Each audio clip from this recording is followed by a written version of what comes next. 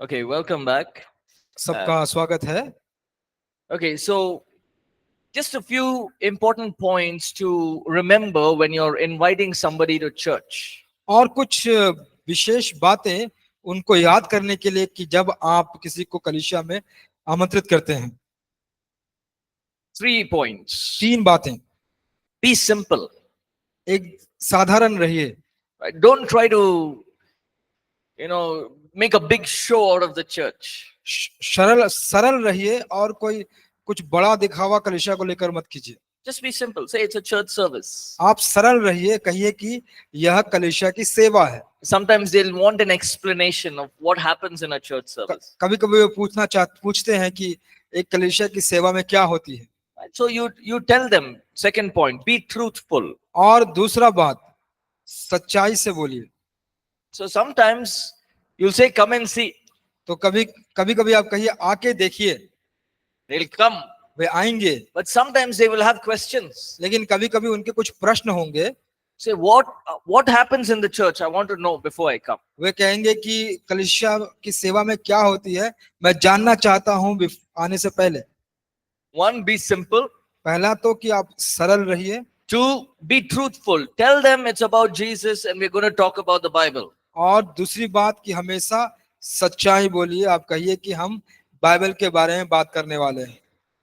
Right? So you can tell them that, we have half an hour worship. आप कह सकते हैं कि आधे घंटे की आराधना होती है। After worship, we spend some time in the Word. और फिर आराधना के बाद कुछ समय हम वचन में बिताते हैं। So we'll be talking about the Bible. और फिर हम बाइबल के बारे में बात करेंगे। And after that, they will pray and close. उसके बाद वे प्रार्थना करके बंद करेंगे। So that's what a church service is. तो वही कलीसिया की सेवा है। Don't tell them a lie. कभी कुछ झूठ मत बोलिए। Don't tell them. Somebody say something? Oh, okay. Don't tell them a lie. कोई झूठ मत बोलिए। Just be truthful. हमेशा सत्य बोलिए। Say what happens. आप कहिए कि जो हो रहा है। Because if they come और क्योंकि जब वो आएंगे and they say, hey, you didn't tell me it's about the Bible. अगर वो कहेंगे कि नहीं आपने बताया नहीं कि बाइबल के बारे में है। You didn't tell me they're speaking about Jesus. आपने ये नहीं बताया कि वे यीशु के बारे में बोलेंगे। That means you're trying to force me. इसका मतलब है कि तुम मुझे दबाव डालना चाहते हो, You've बलपूर्वक lost बोलना that चाहते person. हो, तो आप उस व्यक्ति को खो देंगे। There's no way he's going to come back again. और कोई तरीका नहीं है जिससे वो वापस आएगा। So be truthful. तो हमेशा सत्य पे चलिए। Just because you want that person to become a believer, don't lie. सिर्फ कि आप चाहते कि वो व्यक्ति एक विश्वासी बन जाए, आप झूठ मत बोलिए। Yes? हाँ, I just tell them, okay, this is what it is. आप कहिए जो है। Third point, तीसरी बात, be inviting, don't force them. हमेशा आमंत्रण कीजिए लेकिन आप दबाव मत डालिए। Don't tell them if you don't come to church, you'll go to hell. ऐसा मत कहिए कि अगर आप चर्च में नहीं आएंगे तो आप नरक में जाएंगे। Don't tell them you have this sickness because you don't know Jesus. आप ऐसा मत कहिए कि तुम्हारे पास यह बीमारी है क्योंकि तुम यीशु को नहीं जानते। Don't tell them you have this financial problem because you don't know Jesus. ऐसा मत कीजिए कि तुमको यह आर्थिक परेशानी है क्योंकि तुम यीशु को नहीं जानते। Don't even tell them if you come to church, all your problems will go. ऐसा भी मत कहिए कि अगर तुम कलीसिया में आओगे तो सारी समस्या दूर हो जाएगी। This is the biggest mistake we make. ये बहुत बड़ी गलती है जो हम करते हैं। We tell people you come to church, all your problems will go. हम कहते हैं कि कलीसिया में आओ, सारी समस्या चली जाएगी। It's not so. ऐसा नहीं है। We come to church to believe in Jesus. हम कलीसिया में आते हैं यीशु पर विश्वास करने के लिए। Problems will be there. समस्या तो रहेंगी। So one of the ways that you can share with your, people who you're inviting to church. एक तरीका जिसमें आप लोगों को बता सकते हैं जिसको आप चर्च में आमंत्रण कर रहे हैं। Tell them, hey, even I'm going through many problems. उनको कहिए कि मैं भी बहुत परेशानियों से होकर गुजर रहा Even हूँ। I'm going through a sickness. मैं भी एक बीमारी की तरह से Even गुजर I रहा am हूँ। looking for a job. मैं भी एक काम की तलाश में हूँ। Even I am, looking for a proposal. मैं भी एक प्रपोजल का इंतजार कर रहा हूँ। Or even I am waiting to have children. और मैं भी इंतजार कर रहा हूँ कि मेरे बच्चे हों। Even I am waiting for my family to do well. और मैं भी इंतजार कर रहा हूँ कि मेरे परिवार अच्छा करे। But in all of this, उन सब परिस्थितियों में I still go to church and I believe in Jesus. फिर भी मैं कलीसिया में जाता हूँ और यीशु पर विश्वास Because करता I हूँ। know that Jesus is the only one who is there for me. अब मैं ये जानता हूँ कि यीशु ही एकमात्र है जो मेरे लिए है। So you're not forcing them and saying you have to come. और अपना बलपूर्वक उसको आप नहीं बुलाते कि आप कहते कि आपको आना ही पड़ेगा। But what you can do is you can say, hey, if you want, I can pick you up from the church. आप क्या कर सकते हैं कि आप कह सकते हैं कि आपको कलीसिया आने के लिए मैं आपको पिकअप कर सकता हूँ, Or we can go together to church. हम एक साथ कलीसिया जा सकते हैं। But these 3 points are very important. देखिए ये 3 बातें बहुत जरूरी है। Be simple. आप सरल रहिए। Right? Nowadays, when you look at ministry, it's not simple. आप अगर सेवकाई को देखेंगे आजकल के तो वे सरल नहीं है। And it's sad. ये बहुत दुख की बात है। We thank God for the opportunities, the wonderful things He's doing. मैं परमेश्वर का धन्यवाद करता हूँ, हम धन्यवाद करते हैं कि वे सारे मौकों को जो दे रहे हैं। But nowadays, people think ministry is go sit in the flight. और आजकल के लोग सोचते हैं कि जो सेवकाई है वो है कि जाके आप विमान में बैठे, You land, आप फिर वहां पे उतरे, one car will come and pick you up. और एक कार आएगी आपको फिर वहां से ले जाएगी, You go to the conference, आप फिर वो सभा में आप you जाएंगे, preach, आप प्रचार करेंगे, go back to the hotel room, फिर आप अपने होटल के कमरे में जाएंगे, sleep, सोएंगे, get up next day, और दूसरे दिन आप उठेंगे, car will come, फिर कार आएगी, take you to the conference, फिर आप सब सभा में जाएंगे, finish 3 days, और वहां पे आप 3 दिन खत्म करेंगे, come back home. फिर आप घर आएंगे, Oh, I did great ministry. अरे मैंने बहुत बड़ी सेवकाई की। Now, that is ministry, हाँ वो सेवकाई तो है, but ministry is about people. How many people were blessed? Were people's lives changed? सेवकाई है कि कितने लोगों को आशीष मिला, कितने लोगों का जीवन बदला। I've seen many pastors who come in their big cars. मैंने देखा है बहुत पासवानों को अपने बड़े कारों में आते हैं, They get down. वे उतरते हैं, One person is carrying their water bottle. एक व्यक्ति उनके पानी का बोतल उठा रहा है, One person is carrying their laptop bag, और एक व्यक्ति उनके लैपटॉप को बैग के उठा रहा है, and they go into their office. और फिर वो अपने कार्यालय में जाते हैं। Somebody should open the door for them. उनके लिए कोई उनका दरवाजा खोलना चाहिए। Be simple. सरल रहिए। No matter how big, no matter how big the ministry is, just be simple. कितना बड़ी भी आपकी सेवकाई क्यों ना हो, कितने बड़े आप क्यों ना हो, लेकिन आप साधारण सरल रहिए। No matter how much God has blessed you, कितना भी आपको परमेश्वर ने आशीष क्यों ना किया हो, just be simple. एकदम साधारण रहिए। There is beauty in simplicity. देखिए साधारणता में, सरलता में एक सुंदरता है। Now, I'm not saying don't travel by flight. Please go. मैं नहीं कहता कि आप विमान से आप यात्रा मत कीजिए, We कृपया travel. कीजिए। We travel to many places. We travel by flight. हम भी बहुत जगह यात्रा करते हैं विमान के द्वारा। That is just a means to do ministry. यह एक सेवकाई करने का एक जरिया बन जाता है, But that's not ministry. लेकिन वह सेवकाई नहीं है। Ministry is about the people. जो सेवकाई है वो लोगों के बारे में। Right? So now the pastors and people that I see, not everyone, but most of them, देखिए जो पास्टर्स या जो सेवकों को हम देखते हैं, सब नहीं लेकिन लगभग सब, they make a big show. वो एक बहुत बड़ा प्रदर्शन करते हैं। God has blessed them. परमेश्वर ने उनको आशीष दिया है, Lot of sacrifice, बहुत सारे बलिदान किए हैं, lot of gifts, हर एक वरदान को, but they're making a show out of it. लेकिन उसका वो प्रदर्शन करते हैं। But that's not what we should do. यह वह बात नहीं है जो हमें करनी Be चाहिए। simple. बहुत सरल रहने की The आवश्यकता। more you go high, the more simple you should be. जितना ज्यादा आप ऊंचा उठते हैं उतना ज्यादा साधारण आपको रहना है। It's not about showing off to people. ऐसा लोगों को दिखाने के लिए नहीं। Second, be truthful. और दूसरी बात है कि आप सत्यवादी रहिए। Speak what is the truth जो सत्य है उसी को बोलिए, and be inviting. Let people come to you whenever it is. और आप आमंत्रित करते रहिए, लोगों को आने दीजिए जब भी वे चाहे। In church also, people are. I give my phone number to anybody who asks me. मैं तो अपना फोन नंबर किसी को भी देता हूँ जो पूछता है। That's the culture over here at APC. और एपीसी में भी वही संस्कृति है। But I'm not saying that we will, pick up the call every time ऐसा मतलब नहीं है कि हम कहें कि हम हमेशा फोन को उठाएंगे, ये बात नहीं है, because we're very busy. क्योंकि हम बहुत व्यस्त हैं। But if you if you need counseling, if you need any help, we're always there.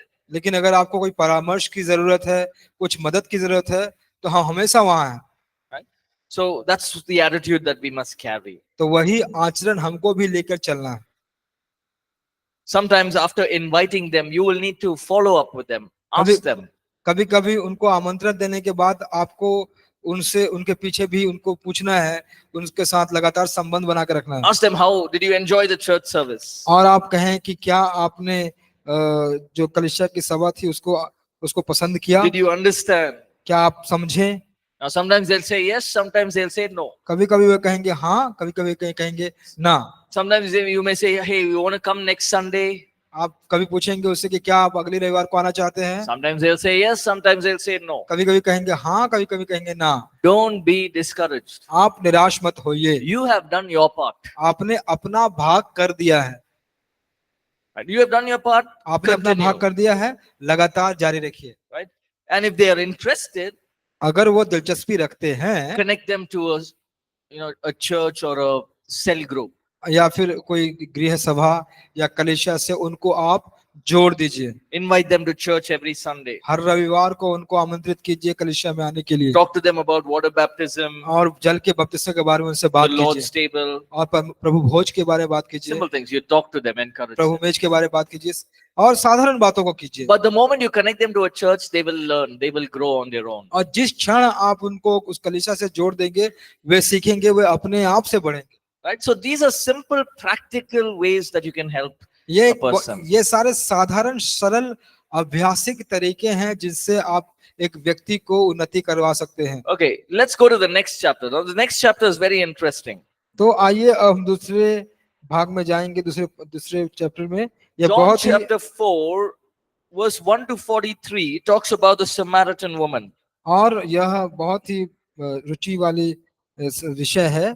यूहन्ना अध्याय 4 उसका 1 से लेकर 43 तक एक सामरी स्त्री के बारे में बात करता है। Okay, now how many of us know the story of the Samaritan woman? कितने में हम में से कितने जानते हैं उस सामरी स्त्री के कहानी के बारे में? We all know, most of us know it. हम में से सब लोग Okay, so we don't have to जानते हैं। read the whole passage, हमको ज्यादा इस पूरे पद को पढ़ने की जरूरत नहीं है। but we'll pick up portions as we study this. इस पूरे गद को पढ़ने की आवश्यकता नहीं है। हम लोग क्या करेंगे, So let me छोटे give, छोटे भाग को पढ़ेंगे। let me give you a background of what's happening now. तो मैं आपको बताने दीजिए कि इसकी पृष्ठभूमि क्या है जो हो रही है। Now, यहाँ पे। Jesus is with his disciples. They are in the middle of doing great ministry. यीशु अपने चेलों के बीच में है और वे एक बड़ी सेविकाई के मध्य में है। So from Jerusalem, they wanted to go to Galilee. और यरूशलेम से वो गलीली को जाना चाहते हैं। And as they were going, और जैसे वे जा रहे थे, there are two ways, दो तरीके हैं। right? So in between, the short way is through Samaria. और जो छोटा रास्ता है बीच में, वह समरिया से होके जाता है। But the Jews and the Samaritans didn't like each other. लेकिन जो यहूदी थे और सामरी थे, वे दोनों एक दोनों को पसंद नहीं करते थे। That goes back to the Old Testament. वह पुराने नियम में जाता है। See, what happened was, देखिए क्या होता है, in the Old Testament, some of the Jews, पुराने नियम में कुछ यहूदी they got married to the Samaritans. वे सामरियों के साथ विवाह किए। Right? Now, what's happening is the Jews believe in Yahweh. और जो यहूदी थे वे यावे पर विश्वास करते थे। The Samaritans believed in an idol god on a mountain. और जो सामरी थे वह एक मूर्ति का जो ईश्वर है जो पहाड़ पे है उस पर विश्वास करते थे। So they believe they had idol worship. तो उनका मूर्ति पूजा था। So in the Old Testament, something happened that some of the Jews were getting married to the Samaritans. तो पुराने नियम में कुछ ऐसा हुआ कि जो यहूदी थे वे सामरी से विवाह करते थे। So because of that, the Samaritans, they got to know about the Jewish traditions and the Jewish cultures and the Jewish God. और इसके चलते जो सामरी थे वह यहूदियों की संस्कृति, उनके परंपराओं को, उनके मूर्तियों को, उनके ईश्वरों को जानने लगे। So they were doing both. तो वे दोनों करते थे। They'll go on the mountain, they'll pray to the idol, वे पहाड़ पर जाते थे और मूर्ति के सामने प्रार्थना करते थे। and they'll also pray to the God of Israel. और फिर वे जो इजराइल के परमेश्वर थे उनको भी प्रार्थना करते It was a mixed culture. और एक मिश्रित या मिला हुआ संस्कृति था। So the Jews hated the Samaritans. और इसीलिए यहूदी जो थे वे सामरी से घृणा करते थे। The history says that they would treat them as dogs. और इतिहास बताती है कि वे उनको कुत्ते के जैसा ऐसे उसको मानते थे। The history says that they wouldn't even want to breathe the air that the Samaritans breathe. और जो हवा का वो सांस लेते थे सामरी, उस हवा में भी वो सांस लेना पसंद नहीं करते So if थे। people wanted to travel from Jerusalem to Galilee, जो जो जो यरूशलेम से गलीली को यात्रा करते थे, they'll go all the way around तो वे पूरा घूम के जाते थे, because they don't want to touch Samaria. क्योंकि वह समरिया को छूना पसंद नहीं करते थे। That much of hatred they had. उतना ज्यादा घृणा उनको था। Now you have the picture behind what's happening. आपको समझ में आ रहा है ना कि इसकी Now पृष्ठभूमि Jesus क्या is है? telling his disciples तब यीशु अपने चेलों से कहते हैं, from Jerusalem यरूशलेम to Galilee, गलील से गलीली को 3 days journey. 3 दिन की यात्रा। So Jesus is saying, तो यीशु कह रहे हैं, let's go through Samaria. चलो समरिया से होके जाएंगे। Now think of the disciples. अब चेलों के बारे में आप सोचिए, Why to go through Samaria? क्यों समरिया से होके जाना है? Jesus, we should not go through Samaria. यीशु, हमको समरिया से होके नहीं जाना चाहिए, We'll go the other way. हम दूसरे रास्ते से जाएंगे। But now, by now, they already know Jesus. अब इस समय के तक तो वो यीशु को पहचान गए थे कि वो कौन है, They kept quiet. लेकिन वे चुप रहे। They said, "Okay, let's go." तो वे कहे कि चलो So चलो। here's what's happening in chapter 4. तो यह हो रहा है अध्याय 4 में। So they came to Samaria, chapter 4, verse 4. They came to Samaria और वे समरिया को आए in a town called Sychar, और सिखार के एक नगर में, around the plot of Jacob. और याकूब का कुआं भी वहां था, And Jacob's well was there. और याकूब का कुआं भी वहां था। So Jesus and the disciples are going in. और यीशु और उसके चेले जा रहे हैं, Jesus saw Jacob's well. और यीशु ने यूसुफ का कुआं देखा। They saw, so it was in the afternoon, 12 o'clock in the afternoon. 12 बजे दोपहर के। So obviously they were all thirsty. तो जाहिर सी बात है कि वे सब प्यासे होंगे। So what did Jesus do? तो यीशु ने क्या किया? He went and he sat near Jacob's well. और वे जाके यूसुफ के कुएं के निकट बैठ गए। Now, normally सामान्यतः during the olden days, पुराने दिनों में the women would go out in the afternoons जो स्त्रियां होती थी वे दोपहर में बाहर जाती थी to fill water. पानी भरने के लिए। It was the job of the women. यह स्त्रियों का एक कार्य था। They filled water for the house and for the animals and the herds that was there. और जो उनके पशु जो जिनको पालते थे उनके लिए और घर के लिए पानी भरने का उनका कार्य था। And they had to make sure that before it's sunset, all their work is done और outside. उनको यह सुनिश्चित करना पड़ता था कि सूर्यास्त होने से पहले जो घर का काम बाहर का करना है वो सब कर चुके हों। And so they will do it in the middle of the day where everyone are busy in their work. और वह उसको करते थे दिन के दौरान, दिन के बीच में, जब सब लोग व्यस्त होते थे अपने कामों में। Now Jesus, it's in the afternoon, he goes and sits near Jacob's well. और यीशु इस दोपहर में यूसुफ के कुएं के किनारे जाके बैठते And हैं। as he was there, और जैसा कि वे वहां थे, the Samaritan woman came to fill water. और वह सामरी स्त्री आई पानी भरने के लिए। Now this was a divine setup from God. देखिए, यह जो स्थापना की हुई थी वह अलौकिक स्थापना थी परमेश्वर के द्वारा। It was not pre-planned. यह पहले से योजना नहीं बनाया It गया was था। not scheduled. वो उस समय को निर्धारित नहीं किया It गया was था। not expected. वह आशा भी नहीं किया But गया। Jesus knew that this was a divine setup.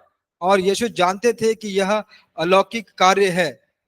And he was there. He was ready to minister to this woman. और वह तैयार थे कि इस स्त्री पर को अपनी सेवकाई देने के So लिए। there will be times, there will be divine setups that God will put in your life. देखिए, कभी कभी ऐसा समय आएगा कि परमेश्वर इस अलौकिक परिस्थिति को आपके जीवन में रख देगा। God can bring situations. परमेश्वर उस स्थिति को लेकर आएगा। God can bring people परमेश्वर आपको लोगों को लेकर आएगा as divine setups और वह अलौकिक परिस्थिति के चलते for you to know God or for you to get into the calling that God has for you. कि आप परमेश्वर को जाने या उस बुलाहट में जो परमेश्वर आपके लिए रखते हैं उसमें आप जाएं। I'll give you 2 examples. मैं आपको 2 उदाहरण दूंगा। One from the Old Testament, one from the New Testament. एक पुराने नियम से और एक दूसरे नए नियम से। In 2 Kings, we don't have to go there, but in 2 Kings, दूसरे राजा में आपको वहां जाने की जरूरत नहीं है। chapter 5, उसके 5वें अध्याय में Naaman is a big commander. नमान एक बहुत बड़ा कमांडर है। Now this great man और यह जो बड़ा आदमी है, he has leprosy. उसको कोढ़ है, He was hiding his leprosy. वह अपने कोढ़ को छुपा रहा है। But at that time, लेकिन उस समय ही there was a Israelite servant girl और वहां पे एक इजरायली दासी की लड़की who lived in Naaman's house, जो worked there. नमान के घर में काम करती थी, रहती थी। It was a divine setup. वह एक अलौकिक समय था। All that this girl said was, और जो परमेश्वर और ये लड़की ने की she said, there is a prophecy. She could have done two things. One is she could have laughed at Naaman.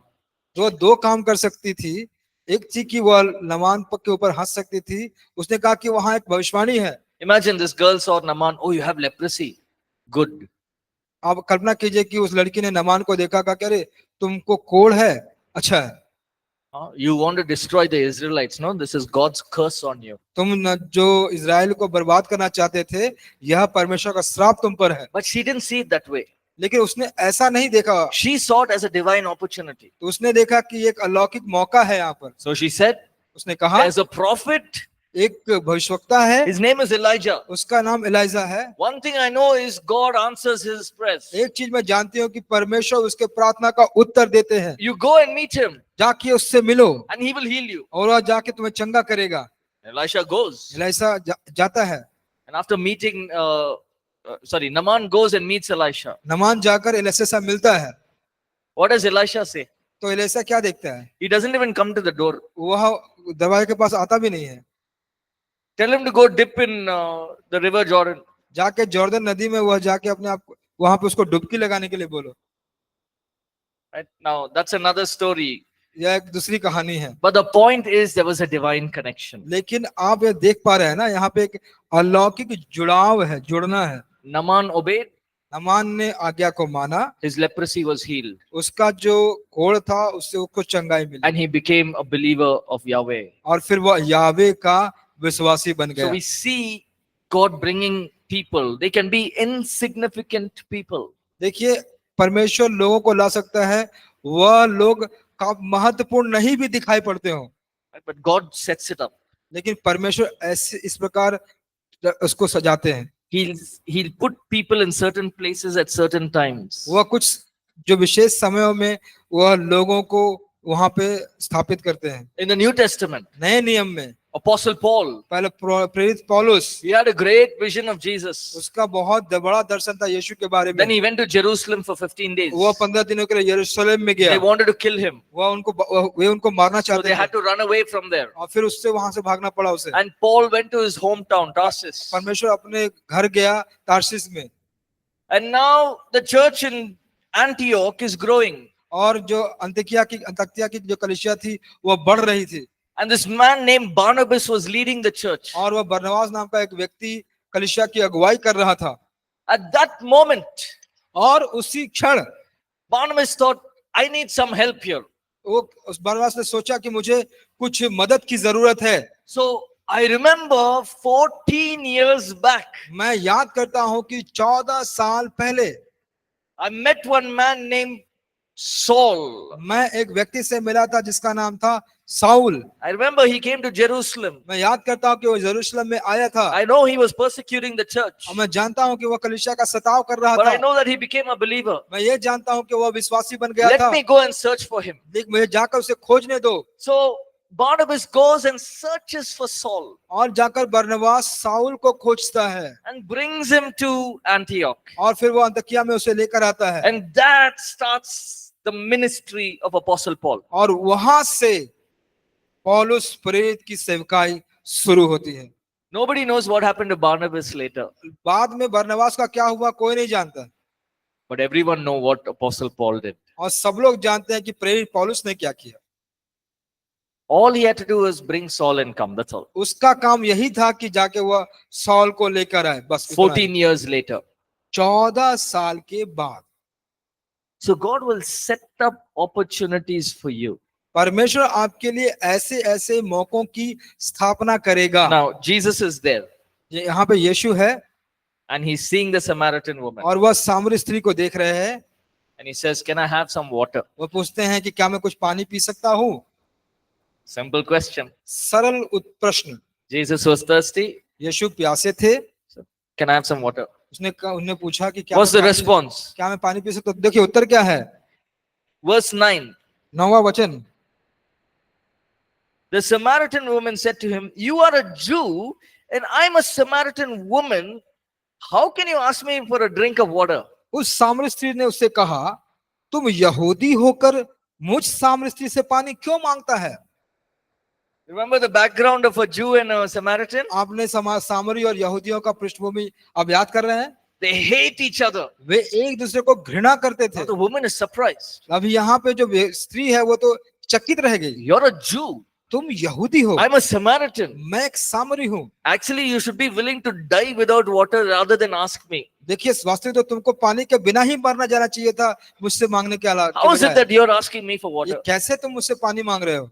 Then what is Jesus' reply? फिर देखिए यीशु की Verse 10. 10वां वचन क्या। Jesus answered her, यीशु ने उसको उत्तर दिया, "If you knew the gift of God यदि तू परमेश्वर के वरदान को जानती and who it is that asks you for a drink, और वह भी जानती कि कौन है जो तुझसे पानी तुझसे कहता है, you would have asked him and he would have given you living water." और यह जानती कि वह कौन है जो तुझसे कहता है मुझे पानी पिला तो उससे मांगती और वह तुझे जीवन का जल देता। See that? See the conversation. देखिए इस बातचीत को, वार्तालाप को। Can you give me some water? क्या मुझे आप पानी दे सकते हैं? The woman says, स्त्री how कहती है, come you're asking me? You're a Jew, I'm a Samaritan. Why are you asking me water? तुम एक यहूदी और मैं एक सामरी हूँ, तुम मुझे मुझसे Now पानी क्यों Jesus मांग could रहे हो? have ended that conversation there only. यीशु वहीं पे उस वार्तालाप को खत्म कर सकते थे। What he could have said? वो क्या कह सकते थे? He said, "For now you give. I'm very thirsty. I have to go. I have a lot of work." वो कह सकते थे कि अभी के लिए तो मुझे पानी दो, मैं बहुत प्यासा हूँ, मेरे बहुत काम है। But Jesus says something else. लेकिन यीशु ने कुछ और He कहा। says, "If you knew who's asking you, अगर तुम जानती कि कौन तुमसे मांग रहा है, you would have asked. He would have given you the water of life, वह तुम्हें जीवन का जल पिलाता देता। living water." जीवन का जल। Look at the response of the Samaritan woman. "Sir, स्त्री ने कहा, प्रभु you have nothing to draw the water with, and the well is deep. Where will you get this living water?" मेरे पास जल भरने को तो कुछ है ही नहीं और कुआं गहरा है, तो फिर वह जीवन का जल तेरे पास कहां से आया? "Are you greater than Jacob?" क्या तुम हमारे पिता याकूब से बड़ा है? Then he goes on. Jesus answered, और यीशु ने उसे कहा यह कुआं दिया और आप ही का।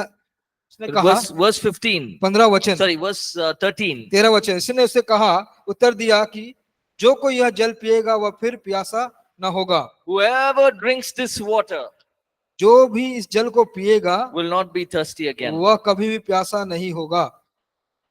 Sorry, whoever drinks the water from the well जो इस कुएं से पानी पिएगा will be thirsty again. वह प्यासा होगा। But whoever drinks the water that I give, जो भी जल मैं देता हूँ you will never be thirsty again. वह कभी भी प्यासा ना होगा। Verse 15, the woman says, "Where do you get this water from? Please tell me." और स्त्री ने उससे कहा 15 वचन में, हे प्रभु यह जल मुझे यह पानी तुम कहां से लाते हो? He told her, "Go call your husband and come back." जाओ अपने पति को बुलाओ और फिर वापस आओ। You see how Jesus is guiding this conversation. Sometimes we read and we miss it. आप देख रहे हैं कि कैसे यीशु यहाँ पे इस वार्तालाप का मार्गदर्शन कर रहे हैं। कभी कभी हम पढ़ते हैं और लेकिन इसको ऐसे ही खो देते हैं। See, Jesus is telling यीशु कह रहे हैं, the woman, "If you drink of the water that I give you, you will thirst no more." और कहते हैं कि स्त्री को कि जो पानी और जो जल मैं तुझे दूंगा तुम कभी प्यासी ना होगी। The woman is saying, "Okay, give me some of that water." तो ये स्त्री कह रही है कि मुझे वो पानी दे। What does Jesus say? यीशु ने क्या कहा? Go call your husband. जाओ अपने पति को बुला के लेके आओ। Is there any relation to the answer to the question? यह कोई उत्तर का कोई संबंध बनता है यहाँ पे? There's no relation. Only go call your husband. जाओ अपने पति को बुलाओ, इससे कोई Now उत्तर का संबंध Now the बनता woman है? had to explain what's her situation. अब ना उस स्त्री को अपना परिस्थिति अब उसको बताना पड़ेगा। She said, "I have no husband." वो कहती है कि मेरा कोई पति ही नहीं है। Jesus said, "Yes." उसने कहा हाँ। The man you have had 5 husbands, और यीशु ने कहा कि तुम्हारे पास 5 पति थे, and the person that you're living with right now is not even your husband, और जिसके साथ तुम अभी रह रही हो वो तुम्हारा पति ही नहीं है, then she got to know. तब वह जान गई। Verse 19, she says, Sir, are you a prophet? और 19 वचन में कहती है कि क्या तू भविष्यवक्ता है? The woman said, I see that you are a prophet, and our fathers worshipped on the mountain. कि हम तुम एक भविष्यवक्ता है, हमारे बाप दादाओं ने इस पहाड़ पर भजन किया, But the Jews claim that we must worship in Jerusalem. लेकिन यहूदी कहते थे कि हमें यरूशलेम में भजन करना चाहिए। Then Jesus says, verse 21, 21वां वचन, Believe me, woman, हे नारी मेरी बात की a प्रतिदिन time कर, is coming वह समय आता है and has now come कि तू और आ चुका है when you will worship the Father in spirit and in truth. कि तुम अपने पिता को आत्मा और सच्चाई से आराधना करोगी, Because God is spirit. क्योंकि परमेश्वर आत्मा है। So it doesn't matter whether you're in this mountain यह कोई बात नहीं कि अगर आप इस पर्वत पे हैं or it doesn't matter if you are in Jerusalem. कि आप यरूशलेम में हैं, God is spirit. You'll begin to worship him in spirit and truth. परमेश्वर आत्मा है और तुम उसको आत्मा और सच्चाई से आराधना करना शुरू कर Because दो। of these two sentences, यह दो वाक्यों के कारण the woman says, Now I believe that you are the Messiah. और स्त्री कहती है कि अब मैं विश्वास करती हूँ कि तुम ही मसीहा हो। Now, very, very important. अब बहुत बहुत जरूरी बात, There were certain things that Jesus had to, he had to cross certain limits. और कुछ यीशु को कुछ ऐसी सीमा को पार करने की जरूरत थी। There were certain, Jesus had many reasons not to talk to this woman. यीशु के पास बहुत सारे कारण थे कि यह स्त्री से बात ही नहीं करता। First reason is, पहला Jesus कारण- is tired. पहला कारण है कि यीशु थका हुआ था। Oh, I'm very tired. I want some peace of mind, some quietness. वो कहते हैं कि अरे मैं बहुत थका हुआ हूँ, मैं कुछ मन का शांति चाहता हूँ, थोड़ा शांत वातावरण चाहता हूँ। You know, when I go home every day जब मैं रोज घर जाता हूँ and they hear the gate sound, और जब मैं दरवाजे का आवाज सुनता I'll हूँ, be really tired the whole day. मैं पूरे दिन में बहुत थका होता हूँ। But the moment they hear the gate sound, और जैसे ही वह दरवाजे का वो- आवाज सुनते हैं, both the children come running down. दोनों बच्चे दौड़ के आते हैं। Oh, Dada, this is what happened. That is what happened. और कहते, पिताजी आज ऐसा हुआ, आज ये ऐसा हुआ। And before I could even go up to the house, और मैं घर में जाने से पहले ही they begin to explain, and they're so excited. वे इतने उत्तेजित होते हैं कि वो सब लोग सब कुछ समझाने लगते हैं, बताने लगते हैं। I can't tell them, I go and sit down. I want some peace of mind. Whole day I've been talking. मैं ये नहीं कह सकता हूँ कि जाओ बैठो कोने में, मैं रोज हर पूरे दिन मैं बात कर रहा था। I want some peace, मुझे कुछ शांति चाहिए, but I have to be there for them. लेकिन मुझे उनके लिए वहां पे होना जरूरी है। I sit and listen to them. मैं बैठ के उनका सुनता हूँ। Sometimes they start playing drums, कभी कभी तो वो ड्रम बजाना शुरू करते हैं, but it's okay. लेकिन कोई बात नहीं। So Jesus was tired, लेकिन देखिए यीशु थके हुए थे, but he had to overcome that. लेकिन उससे उनको विजय प्राप्त करनी थी। So he had to say, okay, let's talk. What is it? और उसने कहा ठीक है चलिए बात करते हैं, Two, क्या है? Jesus was a Jew. यीशु एक यहूदी थे, The woman was a Samaritan. जो स्त्री थी वो सामरी थी। Third reason, तीसरा कारण, Jesus is a man, यीशु एक पुरुष है and that's a woman. और वो एक स्त्री है। So it was in the Old Testament, it was not something that was common where a man and a woman would just speak. और पुराने नियम में यह एक ऐसे सामान्य बात नहीं थी कि कोई स्त्री या पुरुष ऐसे ही बात कर ले। But Jesus didn't care about what people think. लेकिन यीशु ने इस बात का कोई देख रेख नहीं किया कि लोग क्या सोचेंगे। In the end of this whole conversation, the disciples saw Jesus. और इस पूरे वार्तालाप के अंत में चेलों ने देखा यीशु को, And they were surprised that Jesus was talking to a Samaritan and not enough a Samaritan woman. और ये चेले बहुत चकित हुए देख के कि यीशु सामरी से बात कर रहे थे, सामरी नहीं लेकिन सामरी स्त्री से बात कर रहे थे, But they didn't say anything to him. लेकिन उन्होंने उनसे कुछ नहीं कहा। So what is the lesson that we can learn from this entire portion? तो इस सारे इस भाग से वह क्या पाठ है जो हम सीख सकते हैं? He lived to do the Father's will. वह जिया कि वह पिता की इच्छा को पूरा He करे। didn't, the cultural setting didn't stop him. जो सांस्कृतिक और जो पारंपरिक बनावट थी उसको उसको उसको नहीं रोका। Everyone with me? सब मेरे साथ है? Yes, yes. हाँ, So, in the culture, Jews should not talk to Samaritans. उस संस्कृति में जो यहूदी थे वो सामरी से बात नहीं करना चाहिए। But but Jesus wanted to do the Father's will. लेकिन यीशु पिता की इच्छा को पूरा करना चाहते हैं। Two, दूसरा, every person is harvestable. Every person can be reached. देखिए हर प्रत्येक व्यक्ति वह एक खेती या उपज के समान है और उनका खेती किया जा सकता है। The Bible says that she believed, she went back and began to tell everyone in that village, I have seen the Messiah. और वह बाइबल बताती है कि वह स्त्री वापस अपने गांव को गई और सबको कहने लगी कि मैंने मसीहा को देखा है। In that whole village, और फिर वह पूरा गांव, God chose a woman परमेश्वर ने एक स्त्री को चुना who was divorced 5 times जिसको 5 बार तलाक दे दिया गया था and living with a man और उस पुरुष के साथ who रह was रही not थी, even her husband, जो उसका पति भी नहीं है, to take the gospel and reach out to people. कि वह सुसमाचार को लेकर जाए और लोगों को पहुंचे। Think about that. आप उसके बारे में Do you सोचिए। think there were no priests? आप ये सोचते हैं कि उस समय कोई याजक नहीं थे? You think there were no rabbis and teachers क्या there? उस समय आप कोई गुरु थे, कोई शिक्षा देने वाले नहीं थे क्या? They were there. वे वहां पे थे। But God saw her and said, you are going to be the one who will reach out to this people. लेकिन परमेश्वर ने उसे देखा और कहा कि तुम ही हो जो सुसमाचार को लेकर जाओगे और This- लोगों के पास पहुंचोगे। The same way, उसी प्रकार we may be in the place of this woman. हम इस स्त्री के जगह पे हो सकते हैं। I'm not good enough. Nothing's going good in my life. आप ये कह सकते हैं कि मैं अच्छा नहीं हूँ, मेरे जीवन में कुछ अच्छा नहीं हो रहा है, But God wants to use you. लेकिन परमेश्वर आपका इस्तेमाल करना चाहते हैं। Right? He wants to use you for blessing and reaching out to people. वो आपको इस्तेमाल करना चाहते हैं आशीष करने के लिए और लोगों के पास पहुंचने के लिए। Even when you minister to people, don't look at their capabilities. आप जब लोगों की सेवकाई करते हैं, पर सेवकाई करते हैं, तो आप उनके क्षमताओं को मत देखिए। We don't know what they can achieve. आप नहीं जानते कि वो किस बात को, किस चीज को प्राप्त कर सकते हैं। You know, we are gathering fruit for eternal life. हम लोग अनंत काल के जीवन के लिए फलों को इकट्ठा कर रहे हैं। So she's been thinking about, the Samaritan woman was thinking about worship.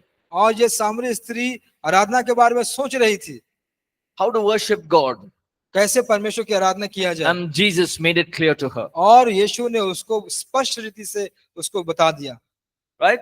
So we have to push past the things that stop us. और हमको जो बातें हमको रोकती हैं उसको धक्का देके उसको निकालना है। So how do we connect with her? हम कैसे उससे जुड़ते हैं? So Jesus connected with something that she was doing. और यीशु ने जोड़ा इससे कि वो कर रही थी। If she was looking after the plants, अगर वह पौधों को देखभाल कर रही होती then Jesus would have asked, which plant is this? तो यीशु ने पूछा होता कि यह पौधा कौन है। At that time it was water, so it became water. उस समय पानी था तो वहाँ पानी बन गया। So Jesus stirred the conversation from natural to spiritual. परमेश्वर ने यीशु ने क्या किया, उस वार्तालाप को स्वाभाविक से आत्मिक की ओर ले गया। So we must learn that ability, how to stir the conversation from a natural understanding to a spiritual understanding. तो हमको यह समझने की जरूरत है और सीखने की जरूरत है कि किस प्रकार किसी बातचीत को हम प्राकृतिक समझ से आत्मिक समझ की ओर ले जाएं। But even बुद्धि as की ओर we ले do that, we should be very careful. लेकिन जैसा वो करने के दौरान भी हमें बहुत ध्यान पूर्वक रहने की आवश्यकता है। Don't interfere in people's personal lives and personal choices. और उनके लोगों के व्यक्तिगत चुनाव या व्यक्तिगत जीवन में आप अपने आप को ना डालें। I remember there's this man, young man, मैं याद करता हूं कि एक युवा व्यक्ति many years ago, बहुत साल पहले he came and he said he was crying. वह आया और रो रहा था, He was very upset. वह बहुत दुखी था। So he began to tell me his story. वह अपना कहानी बताना शुरू किया। He was a believer, एक विश्वासी था going to a church in a small town, और एक छोटे शहर में वह कलीसिया में जा रहा था। and he was regular to the church. वह नियमित रूप से कलीसिया जाता था He loved the Lord, serving in church. और वह परमेश्वर से प्रेम करता था और कलीसिया में सेवा करता था। But the pastor in the church was controlling people. लेकिन जो कलीसिया का जो पासवान था वह लोगों पर नियंत्रण करता था। And the pastor, he said, prophetically, he said, God is telling me to tell you to sell your land and give that to the church. और वह कहा कि पासवान ने भविष्यवाणी की कहा कि परमेश्वर कह रहा है कि तू अपने जमीन को देकर वह तू उसको चर्च को कलीसिया को दान दे। This man said, no, this is the only land I've got and I want to build a house in this land. और उस व्यक्ति ने कहा कि यही एक छोटा सा जमीन है मेरे पास और मैं चाहता हूं कि अपना घर बनाओ इस जमीन पर। So, but the pastor was behind him लेकिन पास्टर जो थे उसके पीछे थे and said, if you don't, it'll become a curse in your family. अगर तुम ऐसा नहीं करोगे तो ये तुम्हारे परिवार में एक श्राप बन जाएगा। This man was afraid यह व्यक्ति काफी डरा हुआ था and he went and sold the land वह जाके जमीन को बेच दिया and gave it to the pastor. और ये पास्टर को दे दिया। After he did that, his brothers and his family were very upset with him. और जब उसने ऐसा किया तो उस व्यक्ति के भाई और उनका पूरे परिवार उससे बहुत दुखी हुए, नाराज हुए। And it is a sad story. और ये बहुत दुखद कहानी They है। stopped talking to him, they stopped meeting him, वो उनसे बात करना बंद कर दिए, उससे मिलना जुलना बंद कर दिए। and he was broken. वह टूट गया था पूरी। Later he realized that he made a big mistake. बाद में उसने यह जान लिया कि उसने बहुत बड़ा गलती किया है। So, especially as those, maybe some of us here are pastors, stay away from personal life matters. Unless they share with you, then it's okay. देखिए हमें से कई हैं जो पासवान है यहाँ पे। आप जो किसी व्यक्ति का जो व्यक्तिगत जीवन है, निजी जीवन से दूर रहिए जब तक कि वे आपसे साझा न करें। It's not our problem. Our responsibility is to build people up, bring them to Christ. हमारी जिम्मेदारी है कि हम लोगों का निर्माण करें और उनको मसीह के पास लेकर आए। We can give them counsel and guidance on what steps to take. हम उनको परामर्श दे सकते हैं, मार्गदर्शन दे सकते हैं कि किस प्रकार के कदम को वो उठाएं। But we cannot make their decisions. लेकिन उनका निर्णय हम नहीं ले सकते। Right? Don't be condemning. आप दोष मत लगाइए। And don't make fun of others. और दूसरों का उपहास या हंसी मत कीजिए। Impact their lives. उनके जीवन में प्रभाव डालिए। You see that Jesus released the word of knowledge. देखिए यीशु ने ज्ञान के वचन को उसने निकल दिया That impacted her. और उसको उसने प्रभावित किया। You have 5 husbands, the one you're living with is not even your husband. उसने कहा कि 5 पति हैं तुम्हारे, लेकिन अभी जिसके साथ रह रही हो वह भी तुम्हारे पति नहीं She है। would have been shocked. वह एकदम चकित हो गई होगी। How do you know that? तुम इसे कैसे जानते हो? I see that you are a prophet. मैं देखती हूँ कि तुम एक भविष्यवक्ता हो। So this affected her life. और इसने उसके जीवन को प्रभावित कर दिया। So some of इस the बात ways ने। that we can, while we are ministering to people, तो कुछ तरीके होते हैं जब लोगों के पास हम जब अपनी सेवकाई को करते हैं, ask God to release a prophetic word or word of knowledge, gift of healing, any of those. आप परमेश्वर से मांगिए कि वह बुद्धि का वचन, भविष्यवाणी, उनमें से कई बात को आपके को वो बताए। And through that, आप उसके द्वारा reach out and minister to people. लोगों के पास जाएं और सेवकाई करें। Fourthly, और चौथी बात, there is a ripple effect. और एक तरंग प्रभाव होता है। This one woman, यह जो स्त्री है, she went about telling everyone about Jesus. और इसने क्या किया, सबको यीशु मसीह के बारे में बताना शुरू किया। And she brought many people to the faith. और उसने बहुत सारे लोगों को विश्वास में लेकर आया। She was able to reach out and there was a ripple effect. और वह पहुंच पाई लोगों को, और वहां पे एक तरंग वाला प्रभाव आ गया।